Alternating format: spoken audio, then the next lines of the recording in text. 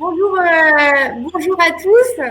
Donc, je suis ravie de vous accueillir à ce webinaire sur le thème de l'impact du Covid sur la fonction achat. Donc, je m'appelle Élodie Leclerc, je suis manager au sein du cabinet Seven Expert et je suis accompagnée ce jour de Rodolphe Guiton du groupe Brioche Pasquier et de Arnaud de la Maison du groupe Lagardère. Alors, on devait avoir avec nous Vincent Ricard de Seitation. Donc, je vais voir au fur et à mesure si il peut nous rejoindre ou non. Voilà, les petits soucis techniques. Donc, en quelques mots, nos solutions chez Seven Expert, eh bien, c'est d'être les partenaires de nos clients en proposant des solutions globales qui améliorent à la fois la rentabilité et l'efficacité dans le domaine des achats, de la fiscalité et de la supply chain. Donc, à l'heure actuelle, la crise du Covid a eu des conséquences considérables au niveau économique. C'est pourquoi il est primordial que chaque entreprise mette en place des actions à court et long terme pour justement limiter ces impacts. Et donc, c'est pourquoi nous nous sommes dit que c'était une bonne donc Arnaud et Rodolphe, pour qu'ils puissent peut-être nous donner leur retour d'expérience et nous expliquer tout simplement quel a été l'impact du Covid sur leur activité, sur la fonction achat au sein de leur entreprise et quelles sont les actions qui ont déjà été peut-être mises en place et comment est envisagé également l'avenir en termes de solutions. Donc, je vais peut-être vous laisser tous les deux vous présenter. Alors, je ne sais pas si on a pu résoudre les problèmes de micro, Arnaud. Donc, je vais peut-être laisser Rodolphe se présenter dans un premier temps. Donc, bonjour à tous. Donc, moi, je m'appelle Rodolphe Guiton. Je suis responsable des achats au niveau du groupe Brioche Pasquier, donc un groupe agroalimentaire. Et mon périmètre d'achat couvre les achats de matières premières, fabrication, emballage, les achats de CAPEX et d'OPEX et le transport et quelques achats indirects. Arnaud, vous pouvez prendre la parole. Oui, bonjour. Je suis Arnaud de la Maison, directeur central des achats et de l'immobilier du groupe Lagardère. Les activités du groupe reposent sur 3 piliers. Les médias, avec de la presse, de la radio, de la télévision. Deuxième pôle d'activité, c'est l'édition. Et le troisième pôle d'activité, c'est le duty free et de façon plus générale, le commerce sur les lieux de voyage, notamment via l'enseigne Relais que tout le monde connaît. C'est un ensemble qui effectue pour environ 4 milliards d'achats d'euros par an, en mêlant les achats directs et indirects. Mon rôle dans cet ensemble est plus celui d'un coordonnateur qui définit et qui met en musique la politique achat du groupe, beaucoup plus que celui qui va traiter les achats directs très diversifiés de nos différents pôles, où nous avons là localement des acheteurs et des responsables achats locaux très compétents. Sur les achats indirects, alors là, qui sont vraiment communs à tous, c'est une personne locale ou une équipe locale qui va gérer par catégorie pour l'ensemble du groupe tous les sujets d'achat et bien entendu sous mon contrôle. Très bien. Donc merci pour cette présentation. Comme on a commencé un petit peu en retard déjà, je vais aller dans le vif du sujet.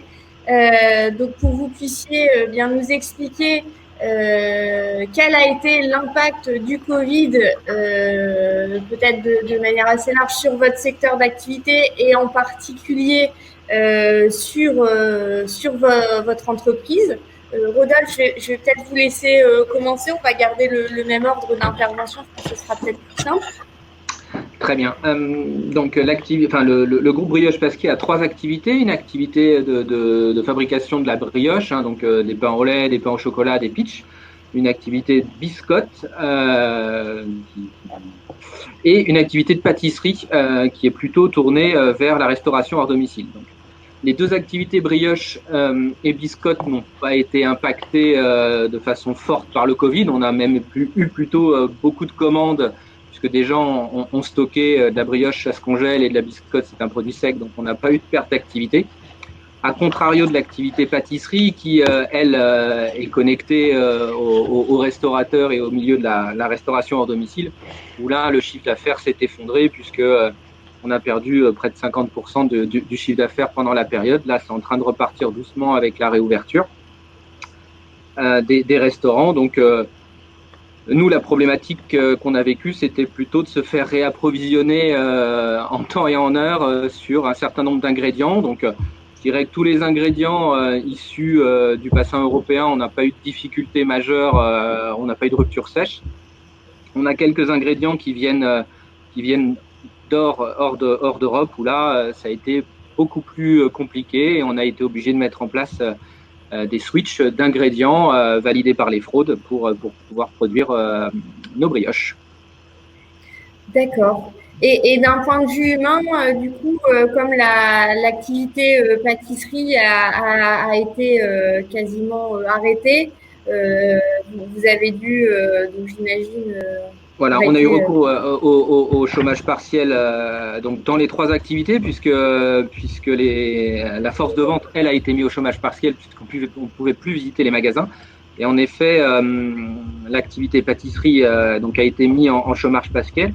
On a quand même eu, puisqu'il y a des sites qui sont en proximité les uns des autres, donc pouvoir récupérer des gens de l'activité pâtisserie et les mettre au travail sur l'activité brioche ou biscotte en fonction de la proximité des sites. Donc on a fait quelques switches aussi de gens pour répondre à nos besoins de production. Très bien, merci, merci Rodolphe pour ce partage.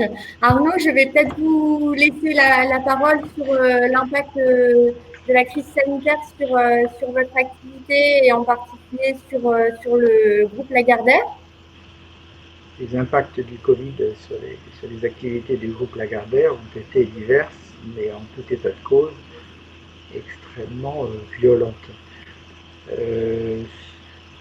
Si on prend les 2 branches les plus importantes aujourd'hui, sur la partie ce qui s'appelle Lagardère Travel Retail, donc le commerce sur les lieux de voyage, nous avons subi ce qu'a subi tout le tourisme, les compagnies aériennes, l'hôtellerie, c'est-à-dire une catastrophe. Évidemment, la branche s'en relèvera, mais c'est extrêmement dur de perdre 90 ou 95% et parfois près de 100% de votre chiffre d'affaires. C'est un coût extrêmement violent. Par ailleurs, dans les commerces que nous opérons, il y a de la vente de presse. Et la vente de presse a dû en plus faire face à la faillite du distributeur Prestalis, donc avec des ardoises tout à fait conséquentes. Et encore sur cette branche Travel Retail, nous avons affaire aujourd'hui à la difficulté de la réouverture des boutiques d'aéroport.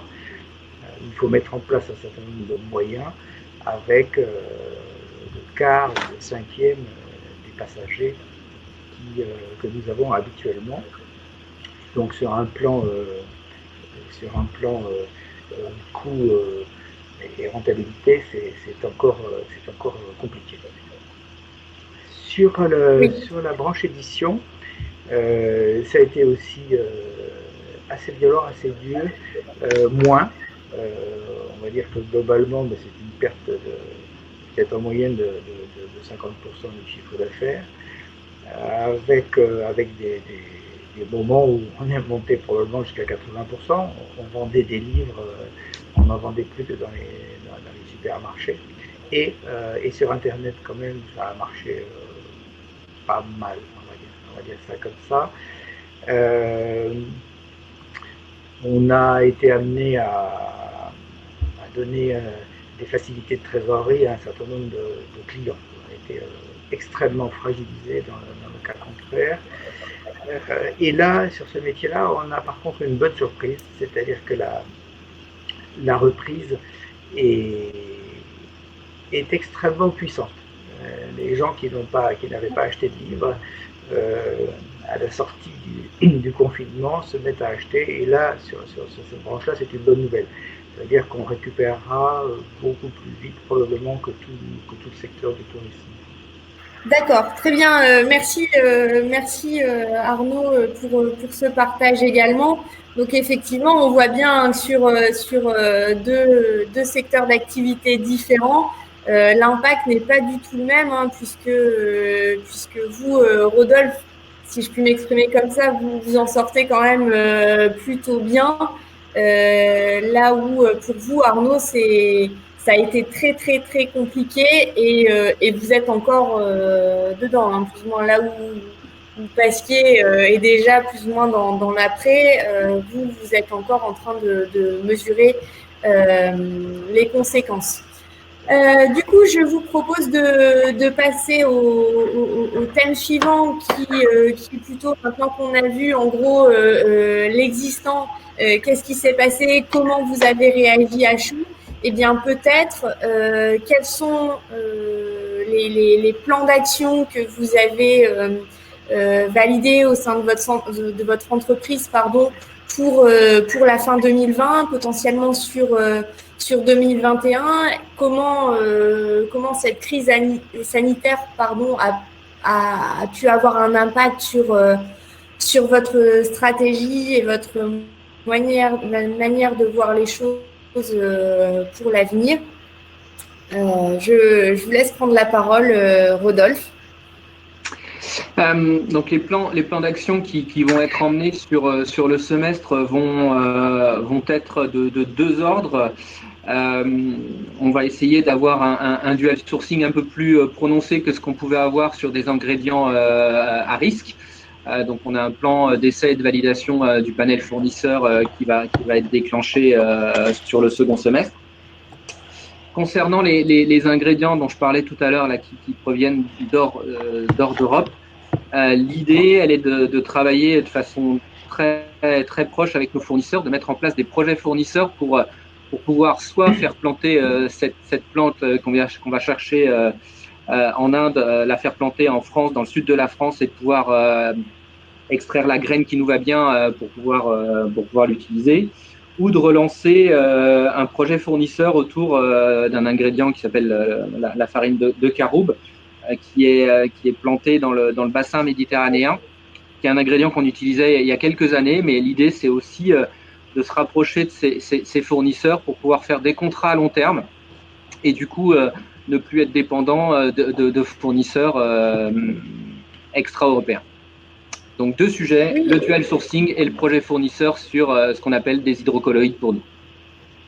Oui, et puis du coup, ça vous ancre encore davantage dans un projet RSE d'entreprise, puisque produire Exactement. Et acheter c'est peut-être un bénéfice de cette crise. Et vous y aviez pensé, vous ne saviez peut-être pas quand est-ce que vous alliez le mettre en place, mais là, ça a peut-être accéléré les choses de ce point de vue-là.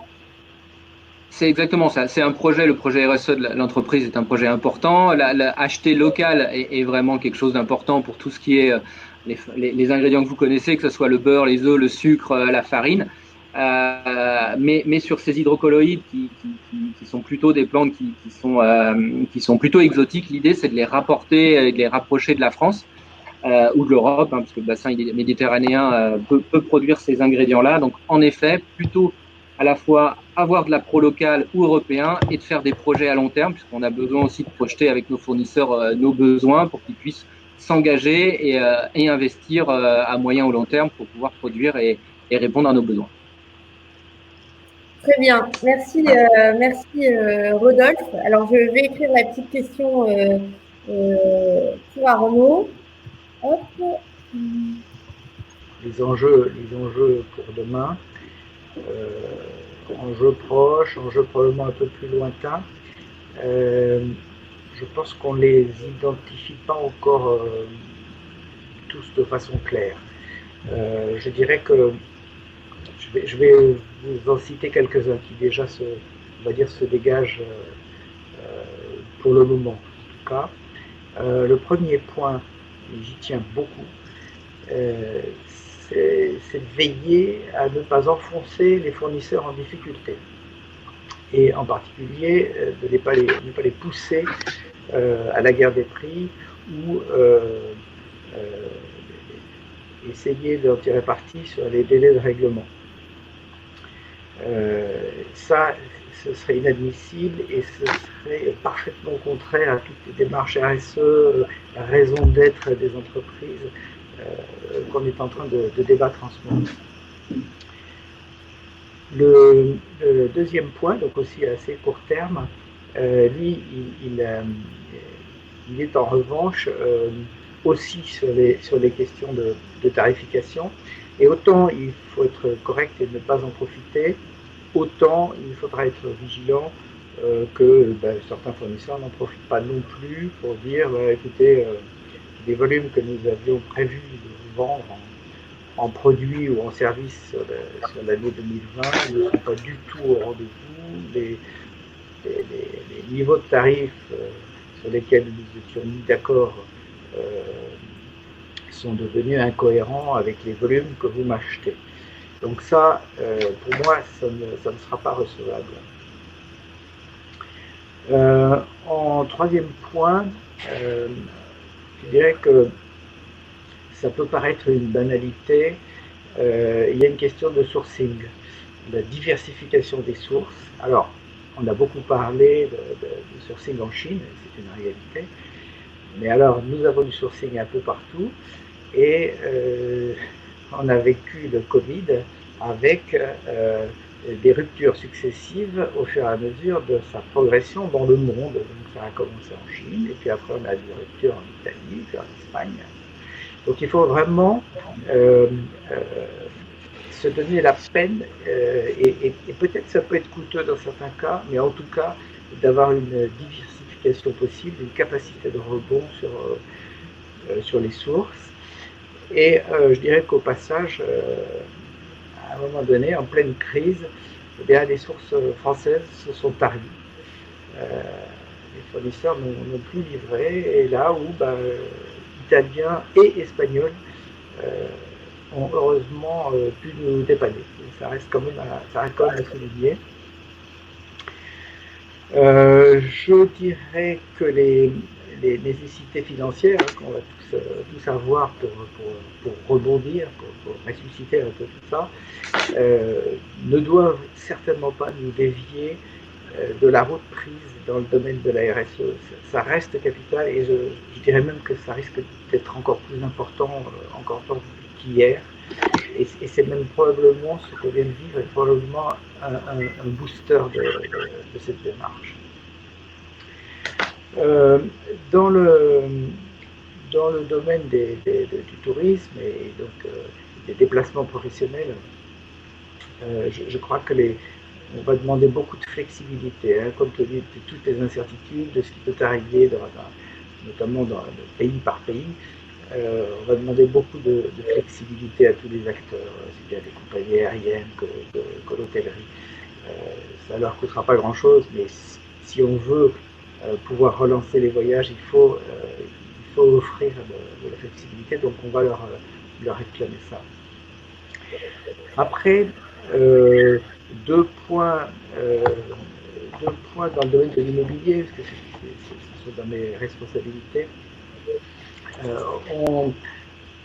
On a réalisé qu'il était indispensable d'inscrire des clauses d'empêchement, et d'empêchement notamment Covid, s'il y a un rebond demain du Covid, alors que par exemple, eh bien, vous terminez un bail, et je parle sur un exemple précis que nous avons en ce moment.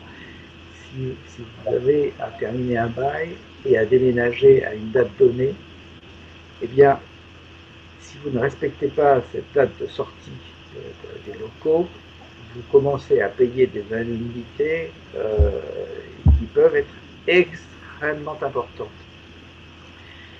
Et c'est logique parce que le propriétaire doit récupérer ses locaux, faire des travaux, il a lui aussi son calendrier.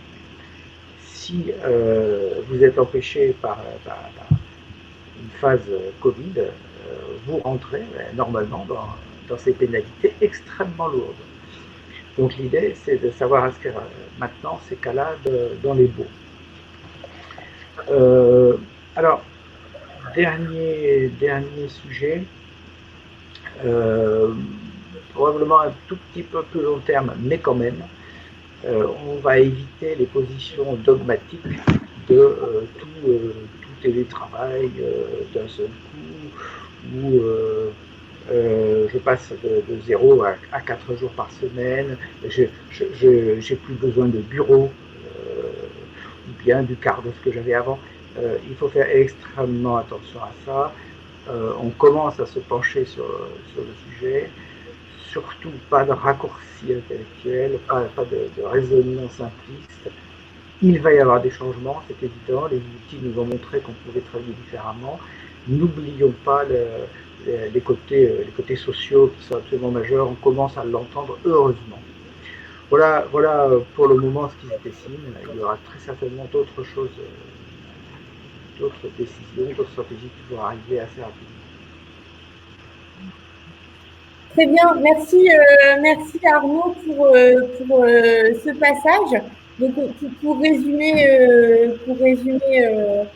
en quelques mots, on peut dire quand même que il y a quand même du bon qui sort de cette crise, puisqu'elle permet en fait aux entreprises d'opérer un certain changement de paradigme et notamment, tous les deux d'un point de vue RSE, ça vous pousse peut-être à avancer plus vite que ce qui était prévu, donc ce qui est une très bonne chose. Et puis à l'inverse,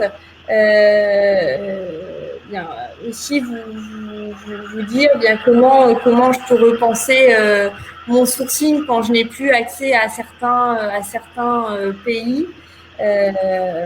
Voilà, donc des très bons exemples et puis vraiment différents en fonction de vos activités. Je vais peut-être parce que je vois que Vincent est potentiellement connectable ou pas. Je ne crois pas. J'ai peut-être une petite dernière question avant de passer aux échanges questions-réponses avec les personnes qui sont connectées. Peut-être est-ce que vous pouvez nous dire 2-3 mots sur les innovations peut-être qui ont été prévues justement en réponse à cette crise sanitaire. Je sais pas, il y a peut-être des solutions spéciales qui ont été envisagées. En lien avec les achats ? Rodolphe ? Oui. Si vous voulez, c'est pas une innovation. En fait, ça nous a permis d'avancer sur la dématérialisation de la facturation. On a mis en place, mais c'est pas une innovation en tant que telle, mais on était plutôt, nous, on voulait avoir notre facture papier, donc on a mis en place ça. Bien sûr, le télétravail s'est développé et ça a permis quand même, je trouve, de gagner en productivité sur les réunions qui démarrent à l'heure, alors que quand on est dans nos bureaux, on a toujours 10-15 minutes de retard quand même. C'est une vraie différence en tout cas que je vois. C'est pas une innovation, mais c'est un bénéfice. Ça peut être un bénéfice. Mais en tant que tel, à part accentuer le dual sourcing et développer ces projets RSE, je ne vois pas d'innovation en tant que telle de notre point de vue, en tout cas de notre business, parce que nous, on fait de l'agroalimentaire, donc on n'a pas eu de problématique de chiffre d'affaires important. Les restaurateurs vont redémarrer et je pense qu'on aura une vision après l'été du niveau de retour à la normale ou pas. Très bien. Merci Rodolphe. Je vais poser la question à Arnaud. Alors, des innovations, certainement. Je dirais qu'aujourd'hui, c'est trop tôt. C'est évident que dans beaucoup de fonctions, il y a des tas d'idées qui vont jaillir. J'entends beaucoup de choses, je participe à des chantiers, les résultats, on les trouvera dans les semaines et mois qui arrivent.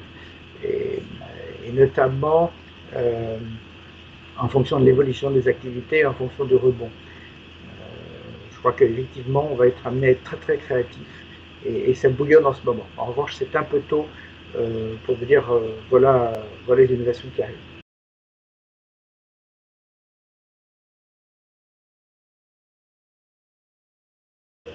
Alors, oui, absolument, c'est une très bonne question. Alors, j'ai effectivement été amené à négocier avec plusieurs fournisseurs sur des factures significatives, des étalements de règlement et notamment pour ce qui concernait les factures du mois d'avril. En mars, ça a été très brutal. Et donc, on n'a pas eu le temps de voir venir les choses. Le mois le plus terrible, le plus creux fut le mois d'avril. Et donc là, j'ai été amené, ça a été long, ça a été compliqué parce que tout le monde avait des problèmes de trésorerie. Il fallait aller voir celui qui en avait le moins, qui souffrait le moins, et à lui, on a demandé des étalements. Alors oui, ça a été une part, je peux vous dire, significative de mon emploi du temps pendant le Covid. D'accord. Nous, de notre côté, on n'a pas eu d'action importante à faire d'un point de vue du cash, parce que nos clients quand même nous réglaient, et on avait nos clients majeurs de la GMS qui nous payaient. On n'avait pas cette problématique-là de trésorerie importante. Et concernant nos fournisseurs, on n'a eu qu'une seule demande de paiement cash, je dirais, à la livraison, ce qui est anecdotique quand on prend le panel fournisseur. Alors, je vois qu'on a une autre question de Gilles. Donc, j'imagine que vous avez des parts fixes sur vos contrats. Avez-vous demandé des reports ou annulations? Et quelle est votre position sur le sujet? Là aussi, c'est une très bonne question. Je ne vais pas rentrer trop dans le détail, mais la réponse est parfaitement affirmative. Parce que sinon vous êtes étranglé. Vous comprenez bien que les minimums garantis dans des périodes comme ça n'ont plus aucun sens. Pas un sujet pour chez moi. D'accord. J'espère que ça a répondu à votre question, Gilles. Nous avons une autre question. Donc, avez-vous travaillé sur des circuits courts de distribution? Alors, c'est pour moi. L'un ou l'autre, ou les deux. Je vais laisser répondre. La réponse, là aussi, elle est affirmative. Mais le Covid n'a rien à voir là-dedans. Ce sont des sujets qu'on travaille depuis un moment, bien entendu. Avec un métier de distributeur. Pour aller dans le sens de Monsieur Lamaison, en effet, on a un bon nombre d'ingrédients quand même qui viennent de France, avec des fournisseurs qui sont à moins de 250 km de nos sites, puisqu'on est éclaté sur l'ensemble de la France. Donc les circuits courts, ce sont déjà des choses qui sont existantes pour les ingrédients majeurs d'une brioche, hein, je le redis, mais la farine, le beurre, le sucre, les œufs, tout ça sont vraiment à côté de nos sites de production, et pour tout ce qui est emballage aussi, puisque c'est dans la majeure partie des fournisseurs français. Donc le circuit court est quand même très ancré chez nous. D'autres questions peut-être? Il nous reste 5 petites. Je voudrais compléter sur la question de Gilles, si vous me permettez. Parce que c'est quand même une question importante. Alors bien sûr, on a beaucoup travaillé évidemment sur tous les minimums garantis. Je dirais que dans le domaine des achats, il y a un certain nombre de sujets sur lesquels on peut encore plus variabiliser qu'on ne faisait précédemment. Hein. On peut acheter encore plus, je ne veux pas non plus rentrer dans beaucoup de détails, mais on peut acheter beaucoup plus d'unités d'œuvre plutôt que du matériel, par exemple, hein, notamment en logistique et en production. Et je pense que c'est une voie importante si on veut éviter de se retrouver avec soit des investissements lourds, soit des coûts liés à une activité nulle, par exemple. Hein. Donc, la variabilisation permet de répondre à ce type de situation, en tout cas en partie. Merci Rodolphe et Arnaud d'avoir partagé avec nous vos retours d'expérience, en tout cas sur la manière dont vous avez vécu au niveau de votre fonction, les achats, la crise du Covid. Donc on en retient de belles actions à mener, en tout cas pour le futur, notamment d'un point de vue RSE. Et aussi, Arnaud, eh bien, comment, pour vous, hein, en tout cas ce qui vous concerne, hein, comment à la fois veiller à préserver nos fournisseurs tout en étant vigilants vis-à-vis d'eux pour bien qu'ils ne prennent pas, on va dire, avantage de ces nouvelles problématiques pour varier leur qualité de service ou leurs tarifs. Donc de belles actions en perspective. Je ne sais pas si vous voulez peut-être ajouter quelques mots. En tout cas, je m'adresse à tout le monde. Nous, en tout cas, Seven Experts, sommes disponibles pour vous accompagner sur différentes actions à mener pour optimiser votre performance opérationnelle. Alors, Rodolphe et Arnaud, vous nous connaissez déjà puisqu'on travaille ensemble, alors avec Arnaud depuis très longtemps et Rodolphe bientôt 2 ans quand même.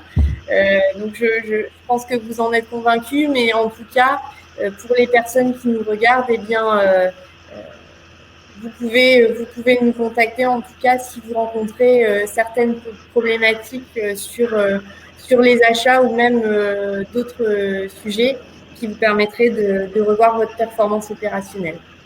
Voilà. Parfait.